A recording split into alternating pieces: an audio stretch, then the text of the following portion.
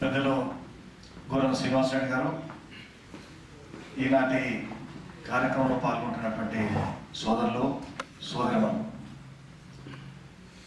శ్రీనివాసరెడ్డి గారు చాలా విషయాలు చెప్పినారు. తెలుగు ఆంటర్‌ప్రెన్యూర్స్ అసోసియేషన్ అనేది ఫామ్ చేసిన తర్వాత దాని ఉద్దేశాల గురించి, ముఖ్య ఉద్దేశం ఇక్కడ ఉన్నటువంటి వాళ్ళు, ఇదివరకు ఆల్రెడీ వచ్చినటువంటి వాళ్ళు, సెటిల్ అయిన వాళ్ళు, ఉద్యోగాలు చేస్తున్న వాళ్ళు, ఇంకా ఏదైనా బిజినెస్ ఆర్థికంగా బలపడే విధంగా ఏం చేస్తే బాగుంటుంది అని ఆలోచించడానికి కోసం ప్రయత్నం చేస్తూ ఉంది. చాలామందికి సలహాలు సహాయం కూడా చేయడం జరిగింది. మనందరికీ తెలుసు, entire world has become as a global village. Entire information is in our fist. You can have everything. కానీ పర్సనల్గా ఇంటరాక్షన్ అనేది దాన్ని మించిన ఇంకా ఇంటర్నెట్ కానీ ఫేస్బుక్లు కానీ ఇంకా ఏది ఉండదు.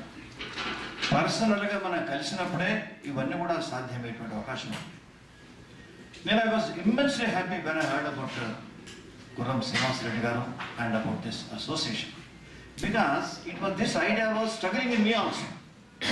నేను మినిస్టర్ ఉన్నప్పుడు కానీ ఎప్పుడైనా అమెరికాలో ఈ విధంగా మన వాళ్ళు ఆలోచిస్తే ఎంత బాగుంటుంది. ప్రాణాలు ఉంటాయి, ఆటలు ఉంటాయి, 2 అవుతాయి, 3 అవుతాయి, ఇవన్నీ అవుతా ఉన్నాయి. కానీ ఇటువంటి ఇంటరాక్షన్ పర్సనల్గా మనం ఒకరికొకరు ఏ విధంగా బాగుపడతాం. మన పెద్దలు కూడా చెప్పేవాళ్ళు, ధర్మ అనేది నథింగ్. ధర్మ అంటేనే ఇదేదో పూజలు చేయడం, పురస్కారం చేయడం అనేటువంటి రాంగ్ ఇంప్రెషన్ ఉంటాం మనం. ధర్మ అంటే ధార అయితే ధర్మానం. ధర్మ అనేది 3 నుంచి వచ్చిందని. 3 అంటే to tie together. To tie together అంటే ఇంటర్నెట్, ఫేస్బుక్లో వాళ్ళకి కాకుండా మనం పర్సనల్గా కలిసిమెలిసి ఉండి మనం ఏ విధంగా సహజీవనం చేద్దాం, మన జీవనాన్ని ఏ విధంగా అభివృద్ధి చేసుకుందాం అనేటువంటి ఆలోచన ఇటువంటి గ్యాదరింగ్ వల్లే జరుగుతుంది. మరి చాలా బ్రహ్మాండంగా ఈ కార్యక్రమాన్ని, తర్వాత ఈ ఆంటర్‌ప్రెన్యూర్ అసోసియేషన్ వాళ్ళు ఎస్టాబ్లిష్ చేసేందుకు నా హృదయపూర్వకమైనటువంటి ధన్యవాదాలు తెలియజేస్తున్నాను. నేను మొన్న కోలంబస్లో ఉన్నప్పుడు కూడా ఈ విధంగా అందరూ కలిసినాం మా దగ్గర. కానీ ఇదే ప్రశ్నలు వేస్తారు వాళ్ళు. మేమందరం ఇక్కడ ఏం చేస్తే బాగుంటుంది, ఒకవేళ ఇండియాకి వస్తే ఏం బిజినెస్ ఉంది అని సాటర్డే సండే ఆలోచిస్తారు బాబు. తర్వాత మండే మళ్ళీ మర్చిపోతారు. సాటర్డే సండే ఏవైతే ఆలోచించినారో మీరు ఎవ్రీ డే ఉండే విధంగా ఆలోచించినారు. ఇది ఆంటర్‌ప్రెన్యూర్స్ అసోసియేషన్ చాలా మంచి పని చేస్తున్నారు. వాళ్ళకు కూడా తప్పకుండా చెప్పి నేను వెంటనే మీరు అక్కడ అసోసియేషన్ ఫామ్ చేయాలని చెప్పాల్సినటువంటి అవసరం ఉంది. అయితే ప్రధానంగా ఈ ఉద్దేశంలో మీరు ఇక్కడ ఉన్నటువంటి వాళ్ళని సహాయం చేయడానికి కోసం దీన్ని చాలా మీరు డిజైన్ చేస్తారు. ఇక్కడ మీరు చాలా కష్టపడి పనిచేస్తారు. మీ అందరికీ భారతదేశంలో ఉన్నటువంటి వాళ్ళందరూ కానీ వాళ్ళందరూ కూడా, ఇది మా బంధువులు, వీరందరూ కూడా స్నేహితులు, వీరందరూ పనిచేస్తూ చాలా హార్డ్ వర్క్ చేస్తున్నారు. మీరు సంపాదన, మీ సంపాదన కోసమే కాకుండా యునైటెడ్ స్టేట్స్ ఆఫ్ అమెరికా కూడా సంపాదించి పెడుతున్నారు. ఆ ట్యాక్స్ మీరు లేకపోతే కాదు. ఈనాడు ఒక ఇన్ఫర్మేషన్ టెక్నాలజీ బావుటాన్ని మీరు ఎగిరేస్తున్నారంటే దీనిపైన అమెరికాకు ఉన్నటువంటి అమెరికా ప్రభుత్వానికి ఎంత సహాయం చేస్తున్నారు. డాక్టర్స్ కానీ వీళ్ళు కానీ తెలుసు. ఒబామా ఆయన ఇండియాకు వచ్చినప్పుడు చెప్పింది మొట్టమొదటి చెప్పినాడు. ఆయన ఒబామా చెప్పింది మొట్టమొదటి వివేకానందుడి గురించి. చికాగోలో వివేకానందుడు చెప్పినటువంటి ఆల్ రిలీజియన్ సమావేశంలో చెప్పిన దాన్ని తర్వాత చెప్పింది, మీ దేశం చాలా గొప్ప దేశం, మీ దేశం సున్నాకు విలువ కనుక్కున్న దేశం, సున్నా జీరో వాల్యూ మీ దేశంలో కనుక్కోకపోతే అసలు ప్రపంచం వెళ్ళలేదు అని చెప్పి మీ అందరినీ చెప్పడం జరిగింది. అయినప్పటికీ కూడా మరి మీరు భారతదేశంలో మీరు ఇక్కడికి డాక్టర్స్ కానీ ఇంజనీర్స్ కానీ మీరు వచ్చేటప్పుడు మీ మిత్రులు అక్కడ ఉన్నవాళ్ళు ఉన్నారు ఇండియాలో, కానీ మీకన్నా రెట్టింపు సంపాదన సంపాదించినారు వాళ్ళు. 10 సంవత్సరాల తర్వాత, 15 సంవత్సరాల తర్వాత మనం ఏదో అన్ని సామాన్లు పట్టుకొని పోయి గడియారాలు కానీ ఇది కానీ వీలైతే 2 స్కాచ్లు కానీ తీసుకొని పోతే అక్కడ మనకి అన్నీ ఉన్నాయి. ఇదివరకే టీవీలు కానీ, స్కాచ్లు కానీ, గడియారాలు కానీ, బిల్డింగ్స్ కానీ బ్రహ్మాండమైనటువంటి. అంటే భారతదేశంలో కూడా డబ్బు కొదవ లేదు. భారతదేశంలో ఇప్పుడు పద్మనాభ స్వామి అయితే మొత్తం richest God in the world. మీరు వర్తిట్టున్నారు. ఆ సుప్రీంకోర్టు ఇంటర్వ్యూ అయ్యి ఇప్పుడు దాన్ని అవన్నీ ఇంకో మాలిగను ఓపెన్ చేసి మొత్తం ఆస్తిని అంతా లెక్క కడుతున్నారు. దానికి అమెరికన్ ఎక్స్పర్ట్ యొక్క అసిస్టెంట్ తీసుకుంటున్నారు. Count the gold, count the value. తర్వాత రెండవది 24 లక్షల కోట్ల రూపాయలు ఫారెన్ మనీ స్విస్ దానిలో ఉన్నది. అది నడుస్తూ ఉంది చర్చ. అది మీకు తెలిసి తక్కువ. అయితే ఇందులో నేను యాడ్ చేసేది ఒకటేమో మీరు మీ గురించి ఇక్కడ ఏ విధంగా చేయాలని చాలా బ్రహ్మాండంగా ఆలోచన. ఇక్కడి నుంచి మీరు ఇండియాలో కూడా ఏదైనా బిజినెస్ చేస్తే ఎట్లా ఉంటుంది అనేటువంటి ఆలోచన ఈ యొక్క దీనివల్ల చేస్తే బాగుంటుంది అనేది నా యొక్క అభిప్రాయం. ఎందుకంటే నేను మినిస్టర్లో ఉన్నప్పుడు మొదలు had an opportunity to be ఇది క్యాబినెట్ ఆఫ్ అటల్ బిహారీ వాజ్పేయి. పాపం ఇప్పుడు వారి హెల్త్ బాగాలేదనే చాలా ఆయన ఎటువంటి వ్యక్తులు మీకు తెలుసు. ఆయన ప్రధానమంత్రి అయిన తర్వాత ఫస్ట్ ఆయన చేసింది ఏంటంటే అమెరికాలో ఉదాహరణ. అమెరికా అభివృద్ధి కావడానికి కారణం బ్రహ్మాండమైనటువంటి రోడ్స్ కమ్యూనికేషన్ సిస్టమ్ అని చెప్పి ఇండియాలో వెంటనే అతను ప్రారంభించడం జరిగింది.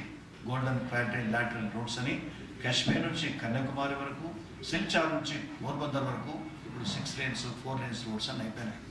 మీరు ఎవరైనా బహుశా ఈ ఇచ్చాపురం నుంచి తడ ఉంది కదా, తమిళనాడులో తడ నుంచి ఇచ్చాపురం వరకు మీరు రోడ్ చూస్తే అసలు ఇక్కడ కనిపించదు.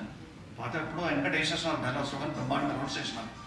కానీ ఇప్పుడు ఆధునీకరణ తర్వాత బ్రహ్మాండమైనటువంటి రోడ్స్ ఈనాడు ఉన్నాయి. నిజామాబాద్ నుంచి ఆదిలాబాద్కి పోతే అసలు బ్రహ్మాండమైనటువంటి రోడ్డు ఉంది. ఒకసారి చూస్తే నాకు అనిపిస్తుంది అయ్యో ఆ రోడ్ ఇక్కడ లేదా అనేటువంటి ఆలోచన. అంత డెవలప్మెంట్ అయింది ఒక 4 సంవత్సరాలు చేసేటువంటి అవకాశం. It is only with 50,000 crores of rupees. It's very peanut అది. మరి 50,000 crores అమౌంట్ ఎట్లా వచ్చింది అంటే వాజ్పేయి గారు అప్పుడేం బడ్జెట్ అయితే లేదు. వాజ్పేయి గారికి వరకట్టం కూడా రాదు, ఎందుకంటే ఈజ్ బ్యాచులర్. ఓన్లీ ఆ 1 rupee డీజిల్ పైన దాని ట్యాక్స్ ఇంపోజ్ చేసి ఆ డబ్బును దానికోసమే రోడ్స్ కోసమే, బికాస్ హౌ అమెరికా డెవలప్ అనేది ఆలోచన చేసి ఆయన ఏ విధంగా మన డీజిల్ ఆదా అవుతుంది అని చెప్పి ఆ డబ్బును ఖర్చు పెట్టకుండా బ్రహ్మాండమైనటువంటి డెవలప్మెంట్ చేయడం జరిగింది. ఇండియాలో పాలిటిక్స్ ఎట్లుంటాయో మీకు తెలుసు. అసలు డబ్బులు ఇప్పేంత వరకు వాడు ఎవరిని గెలుస్తాడో, ఎవరి కొంప ముడుతుంది, ఎవరిని తెలియదు అక్కడ. సో దాంట్లో మొత్తానికి రాజకీయం నడుస్తాం. అయితే నేను మీకు కనెక్టెడ్ దానిలో చెప్పాల్సింది ఏంటంటే, నేను హోమ్ మినిస్ట్రీలో 4 సంవత్సరాల తర్వాత mostly I was dealing with the internal security and union టెరిటరీకి సంబంధించింది ల్యాండ్ ఆర్డర్ ఏది అండమాన్ నికోబార్ కానీ నా చేతిలో ఉండేది. కాశ్మీర్ నుంచి కన్యాకుమారి వరకు మిగతా స్పెషల్ ఎకనామిక్ జోన్స్ కానీ ఇవన్నీ కూడా ఉండేది. తర్వాత లాస్ట్లీ రమణ్ సింగ్ గారు మీకు తెలుసు, చీఫ్ మినిస్టర్ ఆఫ్ ఛత్తీస్గఢ్. ఈ వాజ్ మినిస్టర్ ఫర్ ఇండస్ట్రీస్ ఉండే, మినిస్టర్ ఫర్ స్టేట్ ఇండస్ట్రీస్ ఉండే.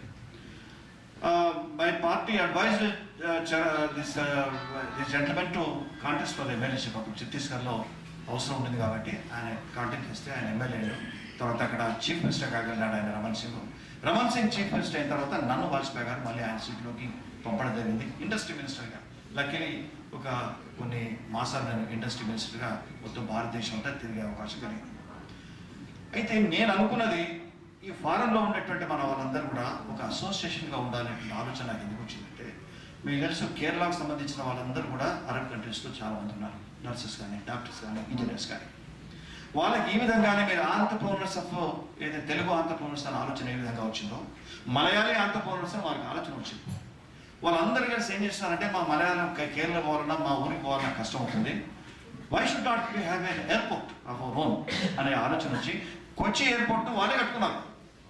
ఫర్ ఇన్ఫర్మేషన్ వాళ్ళ డబ్బులు పెట్టి అక్కడ ఉన్న కలెక్టర్ ఈ ఐడియా ఇస్తే కలెక్టర్ వాడు బాగా స్పందించినాడు. ల్యాండ్ అలాట్మెంట్ తర్వాత ఇది మళ్ళీ తిరిగి సంపాదించడం కోసం ల్యాండ్ అలాట్మెంట్ చేస్తే ఆ ల్యాండ్ పైన మొత్తం వాళ్ళందరూ అక్కడ ప్రైవేట్ ఎయిర్పోర్ట్ కట్టుకోవడం జరిగింది. ఇక మన ఆంధ్ర వాళ్ళు ఏంటంటే మన తెలుగు వాళ్ళకు అదృష్టం కాంటాక్ట్ చేసే అదృష్టం కలుగుతుంది కాబట్టి మన వాళ్ళే కాంటాక్టర్ దానికి అప్పుడు అయ్యారు. కానీ కొచ్చి నుంచి పోయినటువంటి వాళ్ళందరూ మా అక్కడ నుంచి డబ్బు సంపాదిస్తున్నాం, ఫ్రీక్వెన్సీ ఎక్కువ ఉంది పోవడానికి కాబట్టి అనేటువంటి ఆలోచన వచ్చింది. అక్కడ ఇమ్మిగ్రేషన్ సంబంధించి బాగా ప్రాబ్లం ఉంది కాబట్టి నేను అన్నాడు పోయి ఇన్స్పెక్ట్ చేస్తూ ఉంటే నాకు ఈ ఐడియా ఈ యొక్క ఆలోచన కూడా పలానా చేసినప్పుడు వచ్చింది. ఇది చాలా మంచిది. కాబట్టి నేను అమెరికాకు సంబంధించి మీరు ఏ విధంగా ఉంటారో, మీరు ఏ విధంగా మేము సహాయం చేస్తామనేది మేము ఖచ్చితంగా వీళ్ళందరూ కూడా ప్రాపగేట్ చేస్తాం. రేపటి నుంచి టెలిఫోన్ అందరూ చెప్పి మీ ఇటువంటి అసోసియేషన్ తప్పకుండా పెట్టుకోవాలనేటువంటి తెలుగు ఆంటర్‌ప్రెన్యూర్స్ అసోసియేషన్ కోసం ఆలోచిస్తాం, చాలా మంది కూడా ఇన్వాల్వ్ చేస్తాం. కానీ రెండవది నా పాటలో మీరు ఆలోచించవలసింది భారతదేశంలో ఏ విధంగా మీరు పెట్టుబడి కావాలి, ఏ విధంగా పెట్టుబడి